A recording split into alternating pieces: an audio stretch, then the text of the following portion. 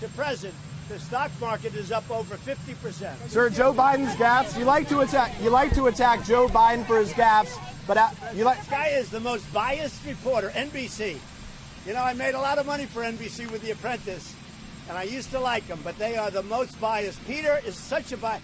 Let me ask you about Joe Biden's gaffes. You should be able to ask a question, same question, in a better way. I'll ask a question. You are so obviously biased, and that's why the public has no confidence in the media. Sir, I just said Joe Biden's gaffes. I'll ask my question. Joe Biden doesn't. Let me just say. Let me just tell you You said that the mass shooting happened in Dayton. Dayton.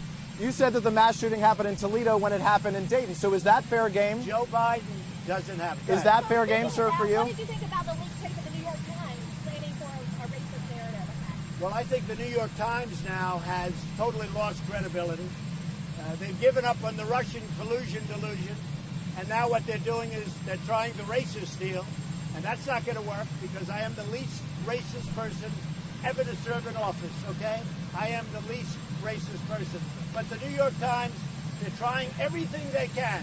It is a totally dishonest newspaper. It's a paper that really has lost tremendous credibility. And let me tell you, in 6 years, or maybe 10 or maybe 14, right? In 6 years, when I'm not here, the New York Times goes out of business very quickly. And you know who else goes out? Like NBC News. NBC News has less credibility, in my opinion, with guys like you than CNN. I think CNN has more credibility than NBC. Sir, thank you. A couple additional questions. Why should you be trusted? Did you hear what I said? I said you have more credibility than this guy. Go ahead. And that's not saying much, because I don't think you. You know what? You know why? Because I don't think you have very much credibility. Sir, why should you be trusted to fight for stronger background checks? NBC, I think, has less credibility than CNN. That's not saying much, but that's the way. Sir, why should you be trusted to fight for stronger background checks? Yeah, mental health, very important.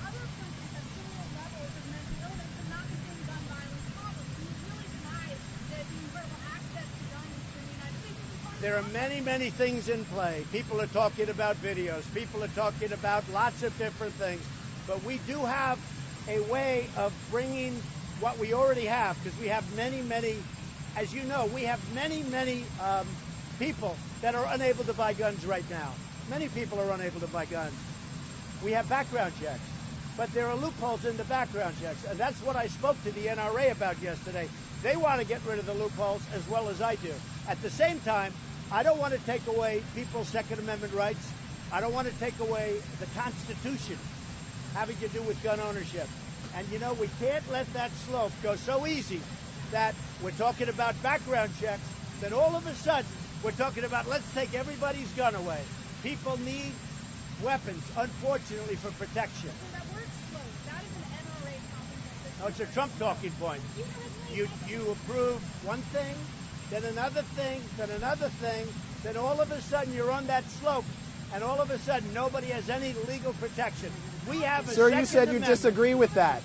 Sir, you said you disagree with that 2 weeks ago. We have a Second Amendment, and our Second Amendment will remain strong. Sir, you said you don't think there is a slippery slope 2 weeks ago, sir. Go ahead. Jeff, go ahead.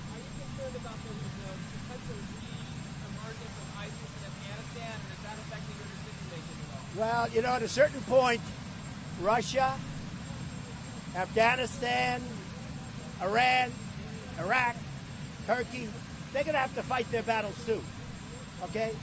We wiped out the caliphate 100%. I did it in record time. But at a certain point, all of these other countries where ISIS is around, they've been decimated, by the way, badly decimated. But all of these countries are going to have to fight them. Because do we want to stay there for another 19 years? I don't think so. So at a certain point, other countries, and that includes Russia, and it includes Iran, and Turkey, and Iraq, and Afghanistan, and Pakistan, and India. Look, India's right there. They're not fighting it. We're fighting it. Pakistan is right next door. They're fighting it. Very little. Very, very little. It's not fair. The United States, we're 7,000 miles away. We have decimated ISIS. You haven't been hearing much about ISIS. and we took the caliphate 100%. When I took it at 98, I said, all right, maybe we go home now. Let these other countries handle it. Everyone went crazy.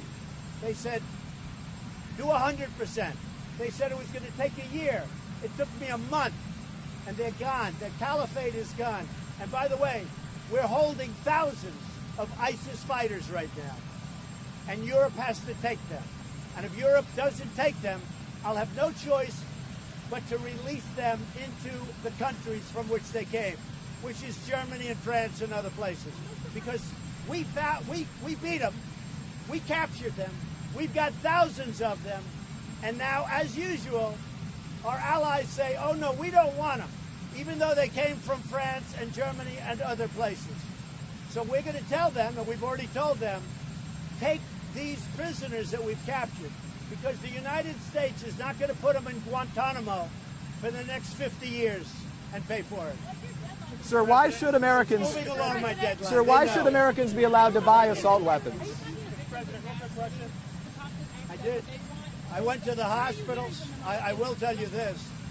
I went to the hospitals. It was totally falsely reported. There were beautiful, beautiful, very sad, horrible moments, but there were beautiful moments in the sense that these people, the families, and also the people that were so badly injured that I was with, they love our country.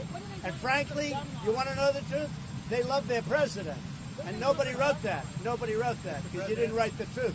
New York Times doesn't like to write the truth. Sir, what? But they totally love our country, and they do love our president. So when I went to Dayton, and when I went to El Paso, and I went into those hospitals, the love for me, and me maybe as a representative of the country, but for me, and my love for them was unparalleled. These are incredible people. But if you read the papers,